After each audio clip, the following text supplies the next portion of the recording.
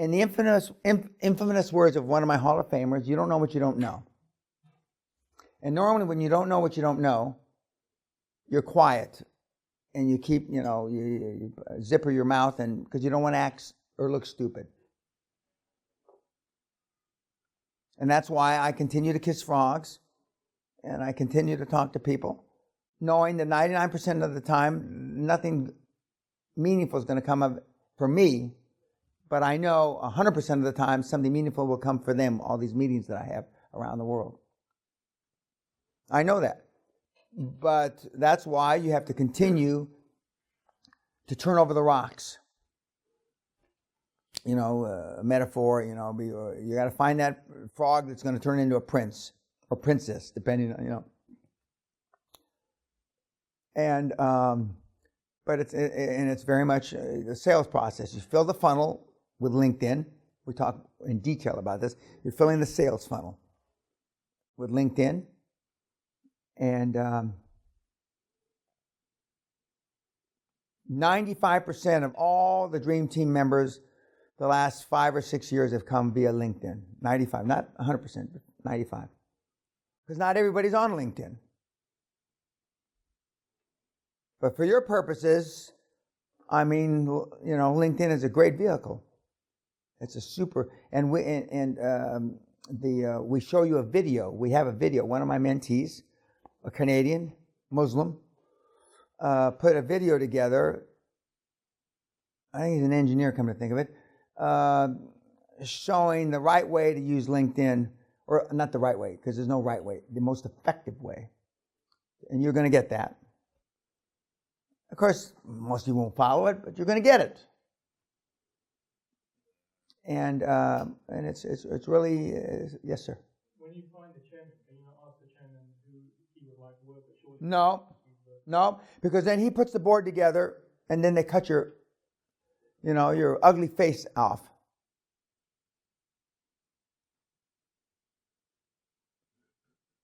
You want to be able to say that you added all the Dream Team, not the chairman, and the chairman brings his,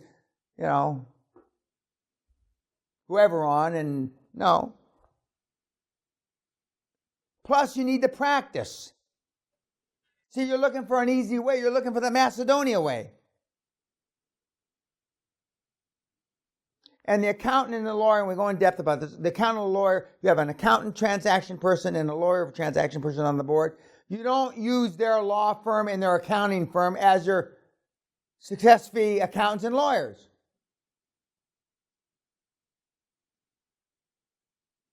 Because by the time you get down to talking to motivated sellers, you want to be smooth as baby shit. And right now, with Michael, with the exception of Michael, you guys are rough around the edges, being polite about it. You're not even, Cole, under pressure, you get a rough cut diamond, right? Well, I don't see any, we united a lot more pressure before you assholes turned into a fucking rough cut diamond. But by the time you get to the end, Simon wasn't that, he was convincing, but he wasn't that smooth. He was kind of convincing in a rough way. But, he said 300 institutions before somebody said yes. Now, he had a rough fucking deal. His deal wasn't just, any walk in the park. And I'm not making it sound, but you will figure out a way to make your deal harder than it is until you get the hang of it. It's like what I said. QLA is like speaking French. Unless you learn young, it's hard. And so, but once you get the hang of it, I'm not saying it will ever be easy. That would be disingenuous. But it will get easier, and you'll laugh like he laughs now. Saw him laughing there? Last few times I've talked, he's not laughing. Look fat and jovial there, Simon. But believe me, he wasn't fat and jovial the last 6-8 months.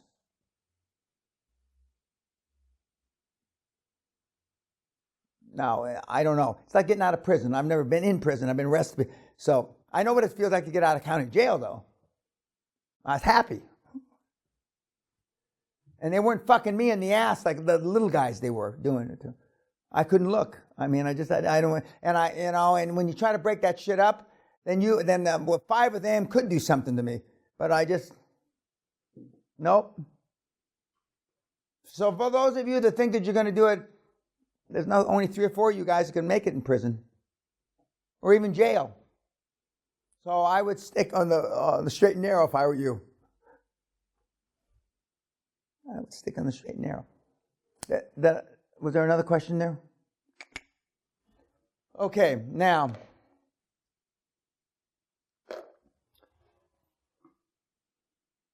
people during my dad's generation, stood in soup lines, etc. But some people became, rich. What happened? Same socioeconomic milieu, but different level of desire. And the desire is what you're exposed to. When I've just mentioned a couple of 3 of my dream team experiences, and without that level of a person, that level of success, it's not going to happen. And then pretty soon, 10, 15 years from now, you're the person that is spooning out that advice because you have been exposed. When I tell people that I was the mentee, I don't really say it anymore. It's in Google. Constantine Gratsos, the CEO of NASA Shipping Lines, the right-hand man of Aristotle Onassis for 65 years. There's people that have approached me several times about writing books, and I'm not interested in any of that. If Mr. Gratsos wasn't prepared to tell him about his private life, I sure as fuck I'm not, even though he's dead. But and the fact that I've met and been exposed to 5 U.S. presidents, I haven't really thought about it until during the Trump campaign, some guy said that he had met 2 presidents, and I started thinking, Well, when Trump becomes president, I will have known 5 presidents. How many people you know that have met 5 presidents? Nobody. Hadn't really thought about it. But it's the ilk that I was, except for when I met John Kennedy as a teenager. That was kind of by accident. I was at the LA Democratic Convention in 1960 as a 15, 16-year-old, and I got to meet him. But other than that, the other ones I did it the old-fashioned way. But this is the reason for the Dream Team, kids. And I can't emphasize, and it's not unusual to go through 3 CFOs, 2 chairmen, etc., because everybody is not what they appear to be in the first meeting. And that's why, see, you kids now do it LinkedIn, Skype, never meeting in person. A lot of kids do it never meeting in person. I'm a shoe leather. I advise shoe leather, meaning in front of them. Because then you know the cut of their jib. You have a better idea. When you do this all on, this electronically, although we've got some very successful kids that have just done it that way, but I'm a believer in eyeball to eyeball. And if you're dealing in Europe, there's no place that far away that you can't meet. If you're doing it in the UK, there's no place that far you can't meet. US is different, but I still recommend that you do it eyeball to eyeball. But we've got a lot of kids that don't do it eyeball to eyeball. But when Bruce Whipple and I laugh, and it took 4 months to do some of the shit the kids do in 10 days now. Because money's a factor. You got to fly there. I've gone to meet people on a Greyhound bus when I was a kid. On a train. Because I couldn't afford the air flight. I like traveling by train, actually. I don't like bus. Bus or animals go on buses. At least the buses I was on, animals.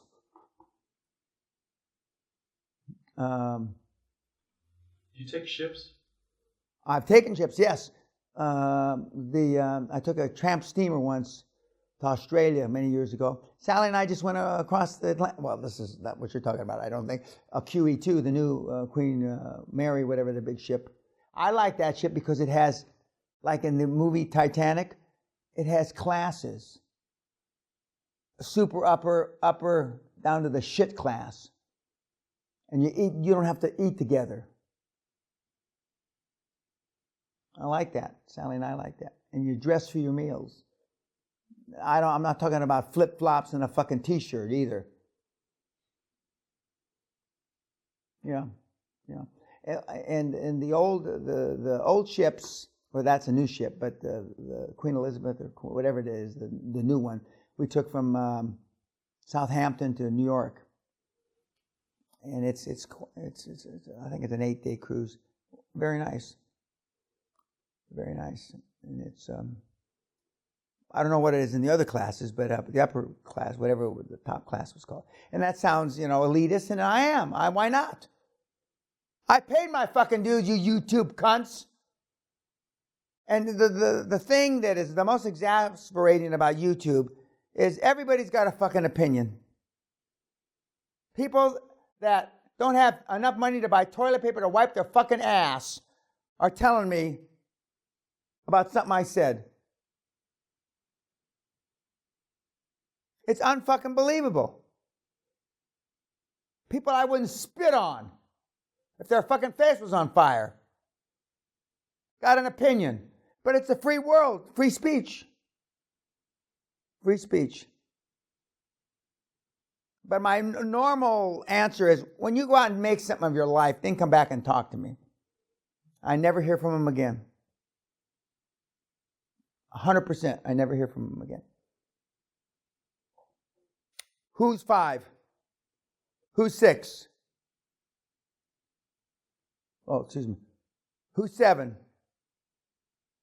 Okay, tonight we eat in the pavilion. Tonight it's fish and chip night. Open bar. It's always open bar, even in the castle, but this is real open bar because you're in a pub. And most of the kids like that. And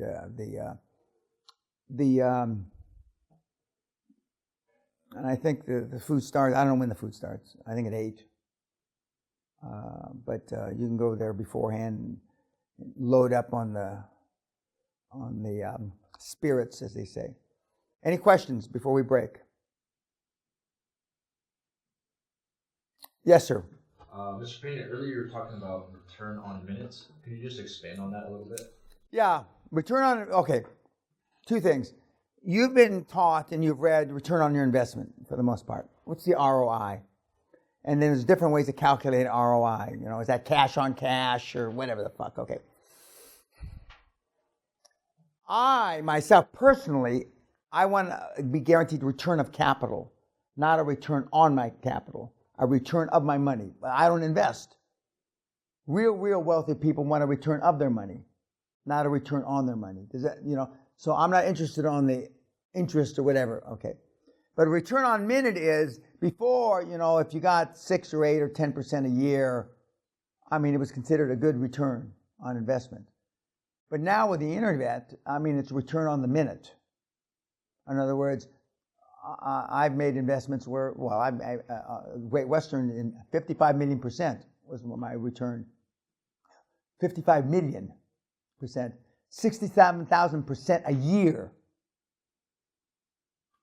And I don't know, God knows what Zuckerberg's is and those guys, but it's a return on minute. So you have to shift your thinking into return as quick as humanly possible. So the old benchmarks aren't any good anymore. And with interest rates as low as they are, and I don't know how much longer they're going to stay low, you have to change your shift. You have to shift. You need a paradigm shift. And that's an overused term, but that's what you need. Okay, thanks, YouTube. A paradigm shift.